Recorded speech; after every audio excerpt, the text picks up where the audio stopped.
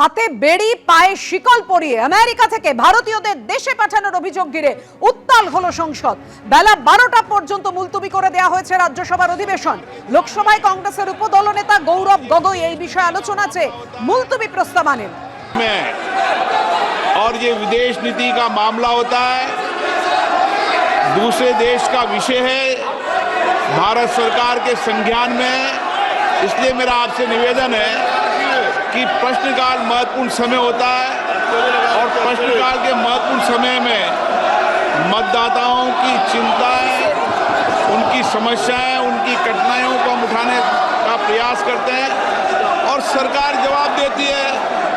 बहुत कठिनाई से क्वेश्चन लगते हैं, आप उनको बोलने दें कीर्ति आजाद जी को।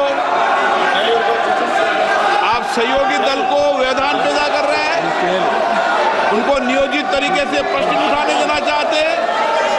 नियोजित तरीके से सदन को व्यवधान करना, सदन में गतिरोध पैदा करना, ये संसदीय परंपराओं के अनुरूप नहीं है।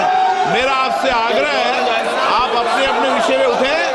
12 बजे বুঝতেই পারছেন যেভাবে আজকে উত্তপ্ত হয়ে ওঠে অধিবেশন, রাজ্যসভার অধিবেশন বেলা 12টা পর্যন্ত মুলতবি করে দেওয়া হয়। কথা বলবো, আমাদের সঙ্গে রয়েছেন আমাদের প্রতিনিধি বিজেন্দ্র সিংহ। বিজেন্দ্র, জানাও ঠিক কি হলো সংসদে? যে ছবি আমরা দেখতে পেলাম তা তো রীতিমতো উত্তপ্ত। উত্তপ্ত পরিস্থিতি ছিলই লোকসভা এবং রাজ্যসভা পাপিয়ে, এবং তারপরে কিছুক্ষণ আগে আমরা দেখলাম মকরদুয়ারে সাংসদরা এসে বিক্ষোভ দেখিয়েছেন। তারা চেন নিয়ে এসেছিলেন, হাতের মধ্যে চেন দিয়ে প্রিয়াঙ্কা গান্ধী, রাহুল গান্ধীদের নেতৃত্বে ধর্ণা হয়েছে এবং সেখানে একই দাবি ছিল যে ভারতীয়দের যে অপমান করা হয়েছে সেটা তারা বরদাস্ত করবেন না।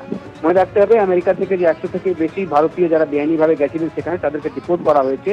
আমেরিকান ডিফেন্সের এয়ারক্রাফটে অমৃতসরে ল্যান্ড করতেছে প্লেন, এবং সেখানে বেশিরভাগই দেখা যাচ্ছে গুজরাট, পাঞ্জাব এবং হরিয়ানা থেকে ছিলেন যাদেরকে নিয়ে আসা হয়েছে। কিন্তু যেভাবে তাদেরকে নিয়ে আসা হয়েছে, এখন যে বক্তব্যগুলো তাদের উঠে আসে তার মধ্যে তাদেরকে হ্যান্ডকাপ করা হয়েছিল, পায়ে বেড়ি দেওয়া হয়েছিল, তাদেরকে প্রায় 40 ঘন্টা কোথাও মুভ করতে দেওয়া হয়নি। এইভাবে অমানবীয় পরিস্থিতিতে তাদেরকে নিয়ে আসা হয়েছে।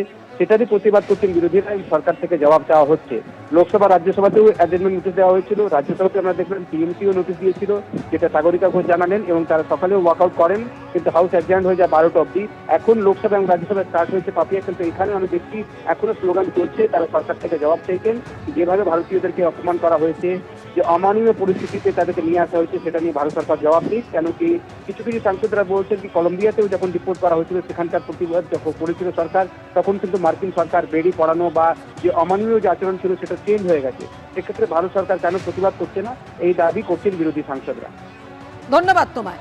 অর্থাৎ বুঝতেই পারছেন, ভারতীয়দের নিয়ে যখন বিমান ফিরল, যে অবস্থায় তাদেরকে নিয়ে আসা হয়েছে, ফেরত পাঠানো হয়েছে, একেবারে হাতে বেড়ি ও পায়ে শিকল পরিয়ে অপমান করা হয়েছে ভারতীয়দের, এই অভিযোগ তুলে আলোচনা চাইল বিরোধীরা এবং তাতেই উত্তাল হলো আজকে অধিবেশন। কংগ্রেস মন্তব্য করেছে, ভারতীয়দের এইভাবে ভারতীয় অভিবাসীদের ফেরত পাঠানোর প্রক্রিয়া অত্যন্ত দুঃখজনক ও অপমানজনক। ভারতীয়দের প্রতি অমানবিক আচরণ ও মর্যাদাহানি রুখতে অবিলম্বে সংসদে আলোচনা চাই, এক সুরে বলল বিরোধীরা।